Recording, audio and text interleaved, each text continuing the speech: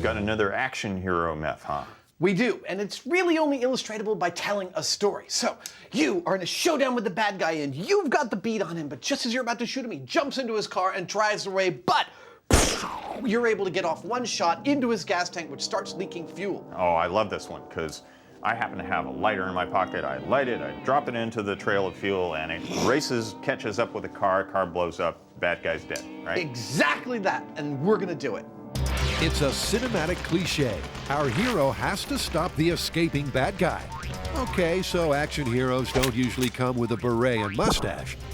There's the single shot into the gas tank, the leaking trail of gasoline, the nonchalant flick of a light, and finally, the fleeing fugitive feels the full force of Hollywood-style justice.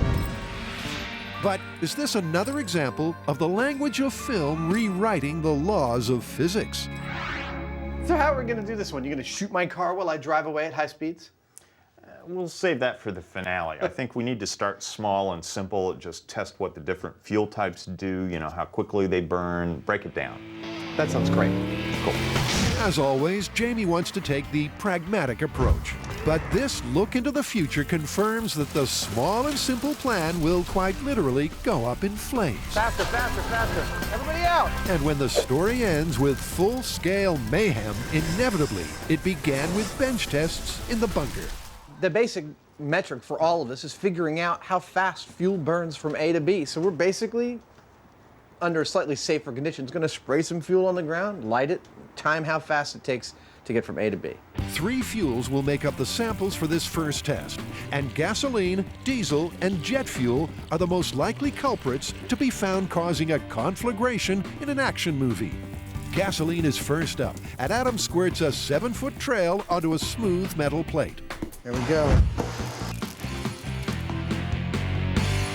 1.7 seconds to go 7 feet. That's fast. And despite several tests adding more and more gasoline, that time of 1.5 seconds seems to be constant. 1.5 seconds. Yeah, 1.5 seconds. It's the same whether we use a tiny amount of fuel or a whole lot. Well, this seems to be a constant in the timing of the gasoline. 1.6 seconds. It's really, really steady. 1.5, 1.6. We're within 1/10 of a second. But we're getting a very constant speed, and it doesn't seem to be related to the amount of gasoline we're putting down. So I think we can extrapolate this out to miles per hour and start working with it as a bona fide figure. All right, so it went 7 feet in 6. It's 4.6 feet per second. Equals 3.17 miles per hour. That's actually like a reasonable walk speed. But what about the other fuels? Diesel's next. It's not lighting. Nope. But despite liberally applying the blowtorch, it doesn't want to go up in flames. That's hard stuff to light. It only lights when it gets mystified. This is far out. Diesel fuel does not light like normal gasoline. Apparently it's formulated to specifically ignite only under certain circumstances, and one of them is definitely not laying it out on the ground and lighting it with a match. Next up is jet fuel. Jet fuel in 3, 2, 1. And just like the diesel, jet fuel does anything but rocket along the track. He's still burnt. He's still burnt. Very similar to diesel fuel. But the police are coming, so let's wrap up and get out of here. Okay. While Adam tries to explain away his pyromania to local law enforcement officers, Jamie can give us the science. The reason that diesel fuel and jet fuel don't burn on the ground is that they're not aerosolized. They need to be mixed in with the air in a vapor or a mist for them to burn effectively. Which leaves just one conclusion. I think it's pretty obvious that of all the things we tested, gasoline is by far the most volatile. If you're a bad guy, you want to light someone's gas trail on fire and blow up their car, you better hope they're driving a gasoline-powered vehicle, not diesel or jet fuel. So gasoline's perfect trailblazing properties means it's the fuel of choice going forward. But where to next? Well, the mythical action scene in question involves a leaking gas tank as a result of a gunshot. So to find out how fast fuel falls from a bullet hole, Frank Tabor has answered the call with a veritable ballistic buffet. Can I fire this one? Can I? Do you mind? Is it all right? Sure, go ahead. Awesome. With the gas tank in position at the end of their makeshift gun range, Adam and Jamie are aiming to find out the size of a .22 caliber bullet hole. as well as a 44. I'd round these off, say the 22 is like a 1/4 inch and this is like a 5/8. Absolutely. So shooting the hole was only the first part of this test. Now I want to know how fast fuel will leak out of the hole that Jamie shot. So I've got a 1 liter bottle here. I'm going to let the fuel fall into here, count how many seconds it takes to get to exactly 1 liter. Then I'll know how many liters per minute this hole will leak. So that's just over 3 liters a minute. The results of this test are pretty straightforward. 22 caliber bullet leaves a 1/4 inch size hole and leaks about 3.5 liters of fuel per minute. A 44 caliber bullet leaves a hole that's a little over 1/2 inch in diameter and leaks more than double, about 7.5 liters per minute. So Adam and Jamie know exactly how quickly fuel flows from a gunshot gas tank and the speed at which a trail of gas burns. And with that information, it's full scale ahead. But shooting the gas tank of a car isn't exactly a safe option. So Adam builds a rig for the back of an old pickup. I'm going to hang this gas tank off the back of this pickup truck with a steel shield between it and the pickup truck so that I can experiment with amounts of leaking fuel coming out of this, igniting them, and potentially blowing up this gas tank without hurting the driver of this truck while driving. Adam and Jamie are all set. So it's off to the Alameda Naval Base to heat things up.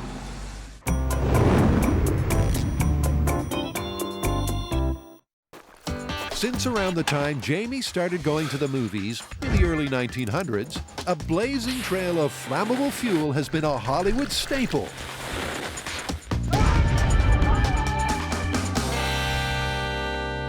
No action hero's CV would be complete without a lit fuse of gasoline blowing up the bad guys.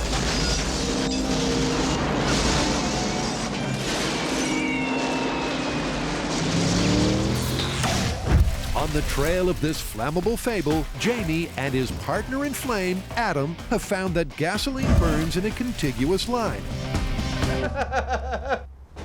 And they know how much and how quickly fuel leaks from a bullet hole. That's just over 3 liters a minute. So, on location at the Alameda Naval Base, it's time to take things up a notch. It's kind of dark in here. Maybe we need to light a fire. Well, you like it? We got a sealed floor, total control, no wind. It's perfect experimental space, and the fire department says provisionally we can light some gasoline in here.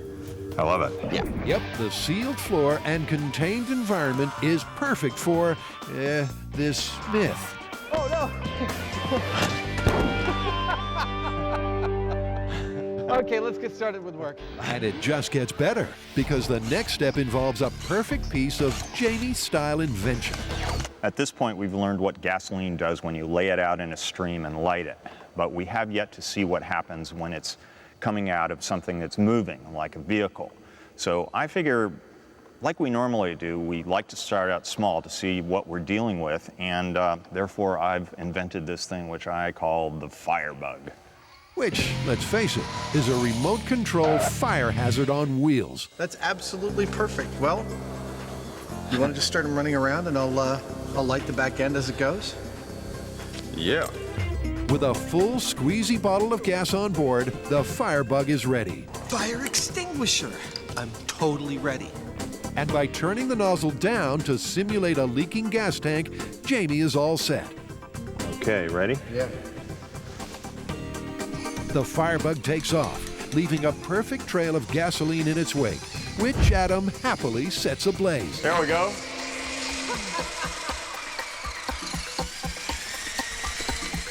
This little thing is about the coolest RC toy that I've ever seen, but it's extremely dangerous. You can't do this at home. You may have an RC car, you may have some gasoline, but you could die, you could burn your house down. This is the coolest remote control car I've ever seen. We've got fire extinguishers and EMTs and everything. We're prepared. You're not. Don't try it at home. Really? Leave this one to the experts. After all, who needs to make that call to your parents explaining you just burnt the house down? That was awesome. Okay. That was actually a pretty good test. It told us a lot of what we needed to know.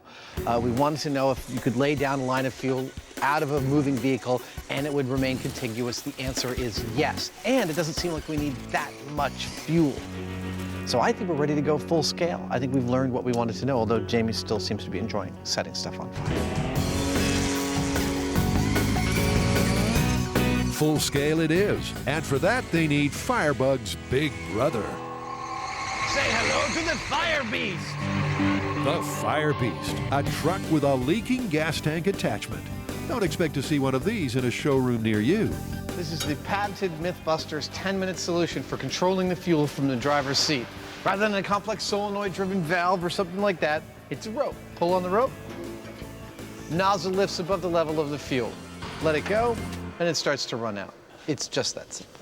MythBuster Ingenuity, also useful for time-saving home inventions. I use one of those when I go to the bathroom. I'm done. So on this test, Adam and Jamie will get a good feel for this movie myth. They already know a gas trail burns like it does in the movies. They've got 44 and 22 caliber sized bullet holes in their gas tank. And they've seen, in small scale, a continuous gas trail laid by a moving vehicle. I am the fire ninja! And you could say Adam is excited. And sore. So, I mean, our goal here is just to find out if the 22 caliber size hole or the 44 caliber hole leaves enough fuel behind the truck for the fire to follow, right? And at what speed it'll sort of keep up with it. So I'm just going to listen for your cues on the radio, Right. and you tell me to speed up or slow down. That's what I'll do. Okay, start with a baseline of like 5 miles an hour. A good brisk run, because that seems to be what we've been seeing, 3.5, 4 miles an hour for the fuel. In this action movie scenario, Jamie's playing the part of the escaping bad guy with a 22 caliber bullet hole in his gas tank. It's time to burn for science. Let's go. And Adam is standing in for the hero who's going to light up the gas trail Jamie's leaving behind. Jamie, whenever you're ready, lower down the fuel and start driving. Jamie the villain makes a run for it. I'm lighting the fuel now. You can slow down, Jamie. It's moving quite slowly. But there's no need to hurry. That's moving really slowly. Not exactly the high-speed blazing trail of fire we're used to seeing on the silver screen. Okay, yeah, you can stop it. I had to put my brakes on. I wasn't giving it any fuel to get it to go that slow. I was just like idling with my brakes half on to do So that. you can pretty much push a car faster than gasoline burns. Kind of, sort of. So does that put the brakes on this myth? Or will the 44 caliber sized hole make a difference? My prediction is from what I saw in the bunker test, volume didn't affect speed that much. Now, this is a much bigger test than we were able to do in the bunker, so this will be pretty definitive, but I don't think it's going to prove anything different than we've already seen. Jamie moves off, gently idling along at less than 5 miles an hour, easily staying ahead of the lit trail. It's looking good, Jamie. It's keeping pace with you about 10 feet back. Until Adam has a lapse in concentration on radio duties and fails to warn Jamie the flames are gaining on him. Faster, faster, faster. Lift it up.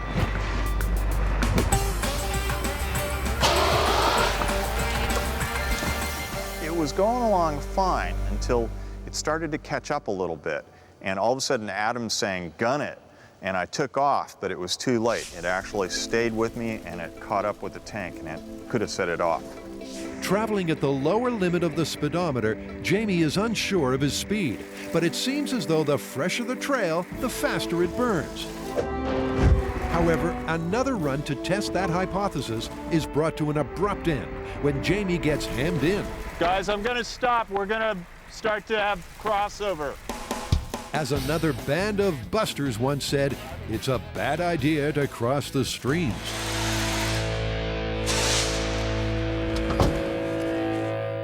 Hey, you, it stinks in here. We're waiting for the smoke to clear in there, but provisionally, I'll say the 44 caliber hole test was really educational. Specifically noticing that the closer the line of gas got to the source, i.e. the gas tank, the faster the flame traveled. And remember, it's not the liquid gas that's burning, it's the vapor gas above the liquid. So if it's had a long time to settle, that vapor spreads out and it's got a lot of wind resistance, like a weather front. But the closer it gets, the faster it travels. There may actually be something to this. That was pretty good for a best case scenario. Yeah, you know, epoxy sealed floor, no wind, perfectly flat and smooth. I think we got to go outside next. I think we do. Let's come back tonight. Okay. Adam and Jamie are no strangers to testing tales about blazing trails. When they put Hollywood on trial, they stubbed out the myth that you can light up fuel on the floor with a cigarette. I'm rolling it in the gasoline. Nothing's happening. But this time they're testing whether the trail, lit by G.I. Jamie, will blow up an escaping car's gas tank. And for a definitive answer, they've returned to the runway at Alameda. This is perfect. The sun is setting, the wind's dying, we've got like ideal real-world conditions here. And just as importantly, it'll be dark soon, meaning they'll be able to clearly see the flame. The first thing we're going to do is sort of a control. We're going to put a .44 caliber sized hole in the tank. Gasoline's going to come running out of the tank as the truck is moving. Remember, the previous tests took place on a sealed floor out of the elements. So this first test is a control to see if the lit trail burns continuously, just like it did indoors. Adam, I can't see a thing back there, so I'm totally in your hands as far as what I'm doing with this truck. The first thing I'm gonna do if I see the fire getting too close to you is tell you to pull up the nozzle. Okay. Okay? Okay. Got it. Jamie at the start position lowers the hose, letting the fuel spill out. And go. And Adam, once again, fanning the flames of his pyromania, lights her up. More. Good, good speed, good speed.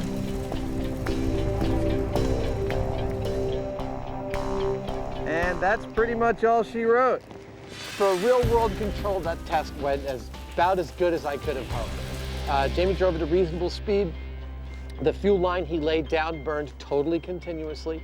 What I'm looking for here is not whether or not the fuel line will catch up to Jamie. It's really actually just whether or not it'll burn in a single line. And for a control, it couldn't have gone better. A good control, but really it's a case of so far, so slow. In the testing so far, I've been driving so slowly that it's not even registering on the speedometer. This next test, I'm going to get up to 20 miles an hour before I hit the starting line. Right at the starting line, I'll be dropping the hose, starting to leak fuel out, and my guess is that it's going to be such a thin stream that actually contacts the pavement that it's not going to light more than a few inches. It's still moving towards him. Oh, but it's petering out. Which means the fleeing fugitive is free and clear.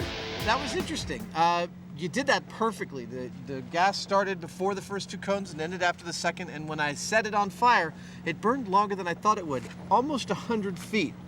And then it just couldn't continue, and it petered out there, and you know, the gas had already evaporated, the line was too thin, it wasn't gonna go.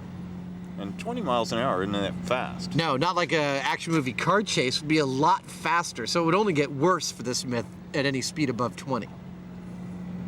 Not looking too good. No, it's not. Yep, if our villain takes off at any kind of reasonable speed, the trail simply burns out. And although the fat lady is preparing her tonsils, Adam and Jamie aren't ready to call it. After all, there's two parts to this myth. Even though we've proved that it is extremely unlikely under most circumstances for the line of burning gasoline to get to the tank, now it's time to find out what happens if it actually does. We're removing the rubber hose. We've got just a hole sticking out of the gas tank. We're going to let the fire get all the way to it, and Jamie will actually only be crawling forward to keep any fuel or fire from getting to his truck side of the metal shield. Adam in full safety gear lights up the pool of fuel, and Jamie crawls forward, letting the flame catch up. Okay, it's reached the tank. It's reached the tank, it's burning up this line, but it's not exploding yet. Stay away from it. It's just running out and burning. It's not in any danger of getting under your tires. Don't let your guard down yet. Don't worry. That was not what I expected out of that test. You know, in every movie, every bullet or cigarette equals an exploding gas tank. They seem to be on hair triggers. And in this case, we had gas pouring out of a tank on fire for about a good 6 or 7 minutes. The wind started to whip up the gasoline and the flames. The flames got under the tank, which heated it up. And once they heated it up, the air inside started expanding, and I started watching the gas spewing out of the hole. At that point, the flames got so vigorous they engulfed one of our cameras, and I decided to pull the plug and extinguish everything. Oh, camera, let's put it out.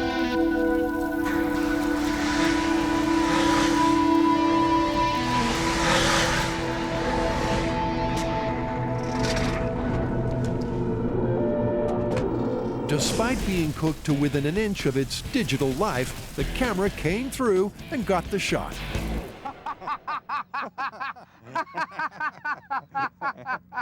Well, there's a problem. Oh, that's awesome! So what do we do now? Well, I think we're back to our old friend and nemesis, air-fuel mixture.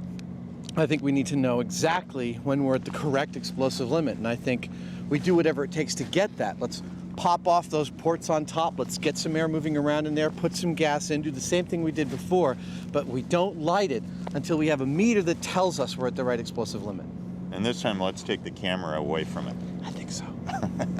In an attempt to get that Hollywood-style big boom, Adam and Jamie open up several ports on the tank. But why are they even necessary?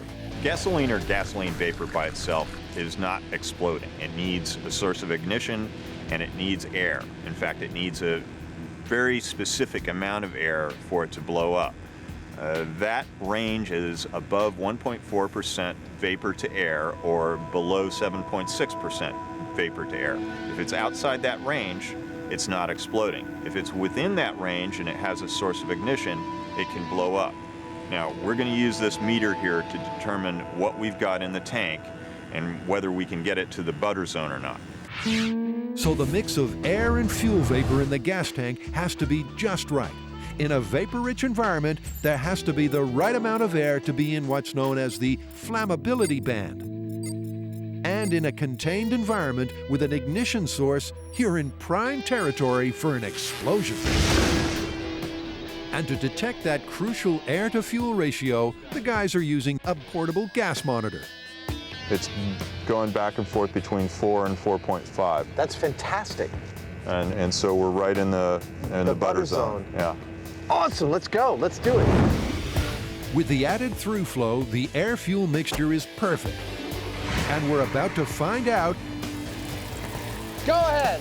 if those spectacular cinematic explosions are based on real-world physics Careful, you guys. Not too close.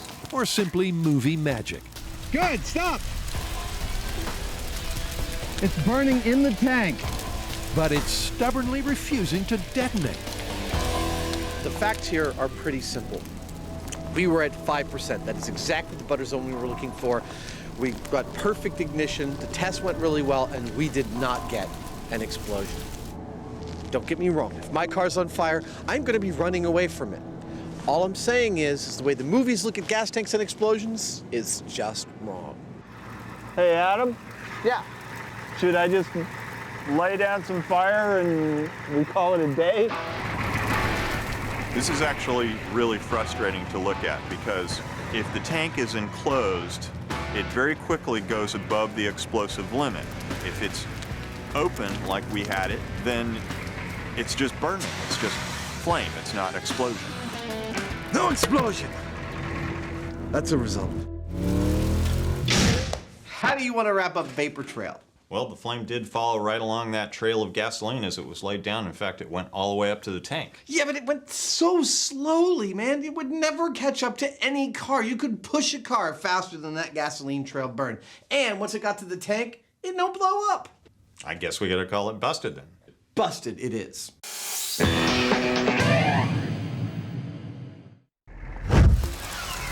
Jamie and Adam have busted the movie myth that a blazing trail of gasoline will catch a car and explode the gas tank.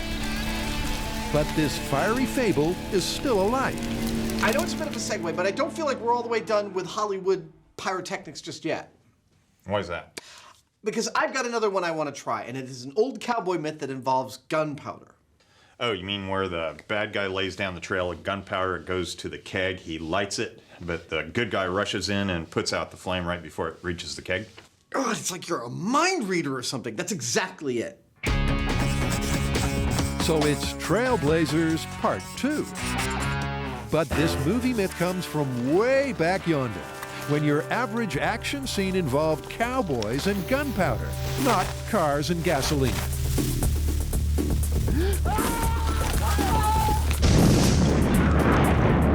A lit trail of gunpowder is heading for a powder keg, and if it can't be stopped, disaster. But our hero saves the day by leaping ahead of the sparking fuse and kicking out the trail. Back in the bunker, the team begin testing to find out what would happen in real life.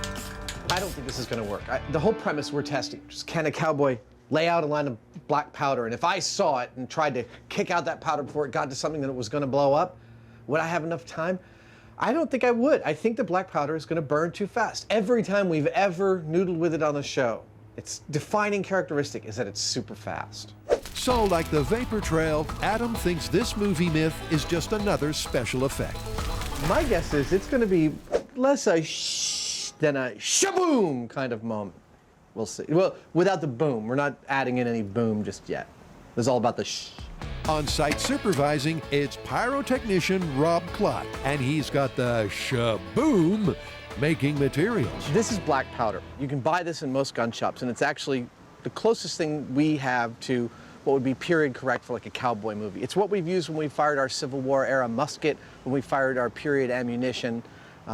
This is perfect for these tests. Yep, black powder and the MythBusters go way back. It's been particularly useful for period realism in a number of ballistic myths. And as an added bonus, it does this. Fire! Firing! 3, 2, 1! And seeing it's an integral part of the show, let's find out some more.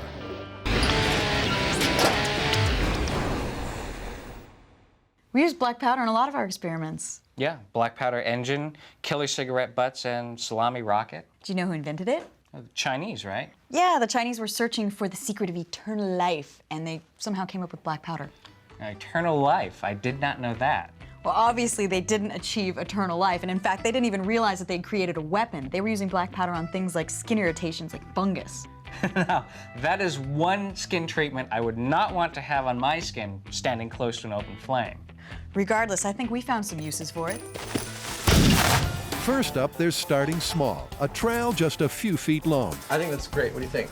I mean, this is just to see what it does. Just see how it feels. Yeah. Right. Okay. To light it safely, Adam has pulled out all the stops to impress Rob.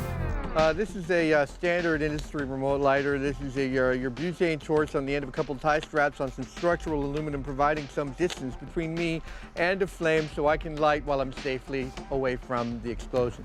All right. Everybody ready? Yeah. Here we go.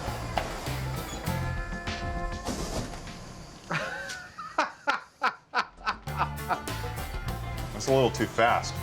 Yep, and the myth that you could run ahead of the burning fuse looks like it's gone up in smoke already.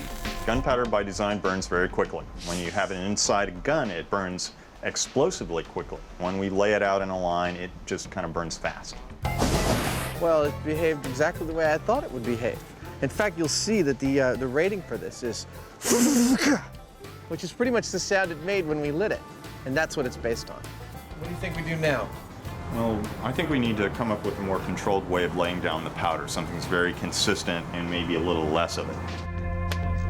Jamie, basing his design on an old-fashioned powder horn, soon has a solution. And they're ready to see how quickly a 3-foot line of powder burns. Oh, look at that.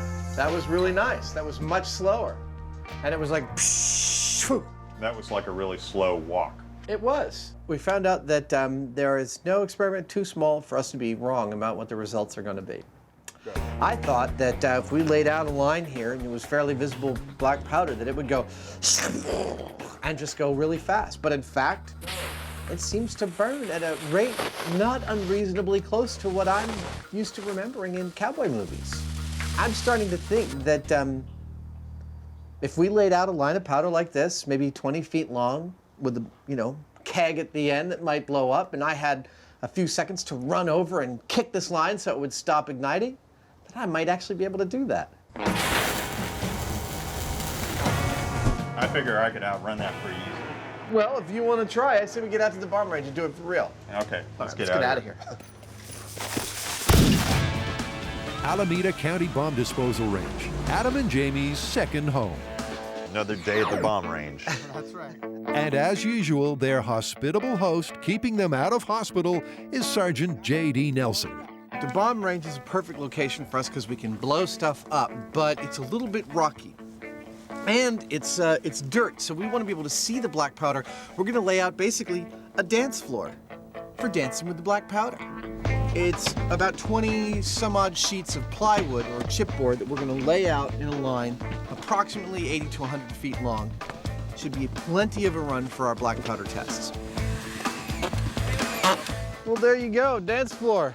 My dance card is empty. Let's go! Adam's job is to kick out the line of burning powder before it reaches this. Now, for safety reasons, we're not going to put any powder in this. We're not quite ready for Adam to blow up just yet. What Jamie means is, for safety reasons, the keg will be empty. But at the end of an 80-foot trail of black powder, Adam can't resist adding a cupful of extra motivation. Who's first? I really would like to try it first. Is that all right with you? Yeah. Okay, cool. Okay. My motivation for this is really like, you know, humanity is going down the wrong path. That's the gunpowder line, and I'm the only one who can see that it's burning, and I've got to kick it out before it explodes. 2, 3, here we go. It's not that hard to outrun it. Here it comes! I stopped it! Look at that.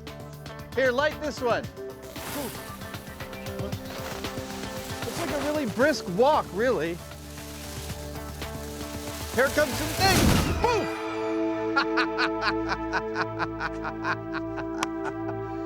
This is a fun job. Well, I don't know about you, but it seems to me it doesn't move as fast as I thought it was going to move. I think it's pretty easy to run down a line of gunpowder and kick it out to stop it from blowing up. You want to give it a shot, or you think we've got this one in the bag? I'll go to a shot, but you know what? I want to wait till it gets really far down there and then see if I can catch up with it and kick it out. Okay, done. Put them on, little feet. The reason Jamie's feet are so small is that he escaped from communist China in the 40s, dressed as a woman with bound feet. They've never gotten bigger again. Ready to race some powder. Adam, would you mind laying the powder? I'm just gonna sort of relax and you can light it. I got a good view. Jamie's idea of racing is pretty laid back. Powder kick test number 2. Grandpa Heineman presiding. Go! Jamie, cool as a cucumber, gives the fuse a good head start. Of course, he's thinking his only obstacle will be covering the ground in time.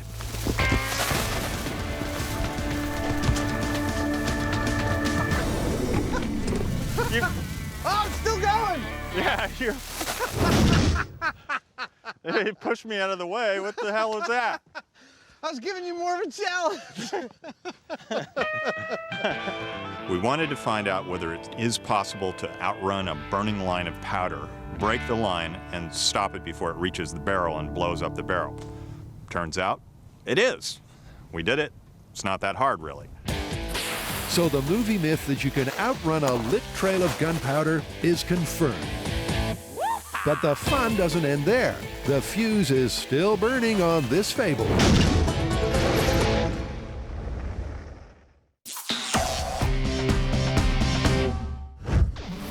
Jamie, despite unforeseen obstacles, is confident that you can outrun and kick out a burning fuse of gunpowder. But the guys haven't quite satisfied their big boom quota. The next thing we need to know is what would happen if you were not successful. Maybe somebody got in your way or pushed you and, before you were able to do your job.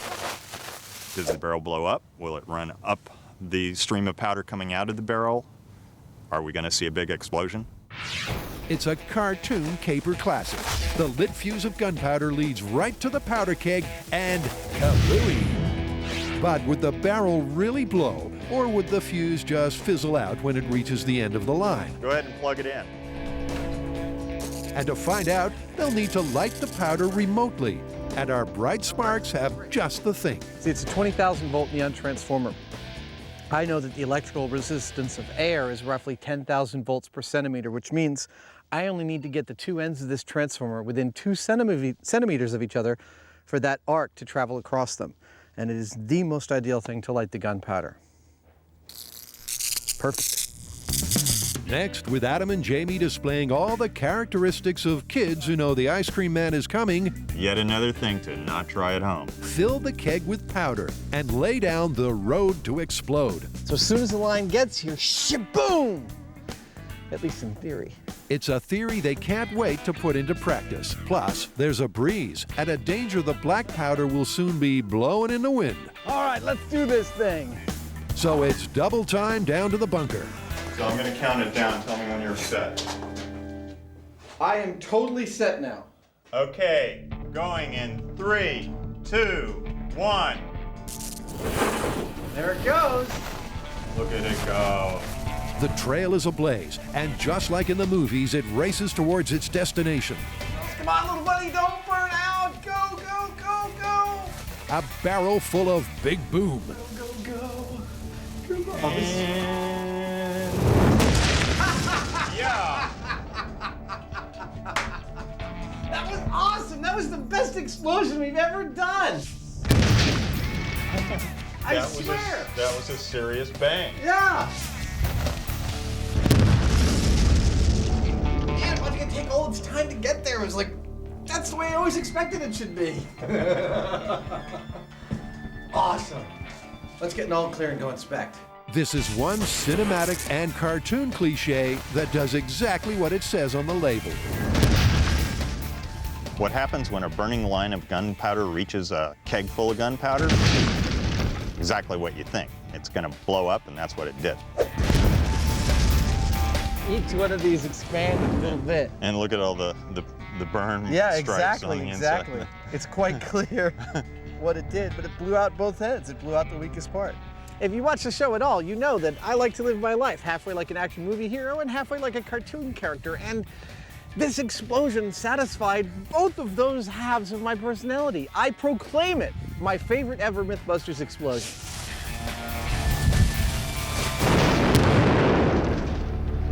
How are we going to call this one? All right, let's go down the list one by one. The myth that you can light a line of black powder and yet still someone can outrun that line as it's on fire and kick it and break its stream before it gets to an explosive thing. Perfectly plausible. And the myth that that line of black powder, if it got all the way to a powder keg full of powder, would it explode that keg?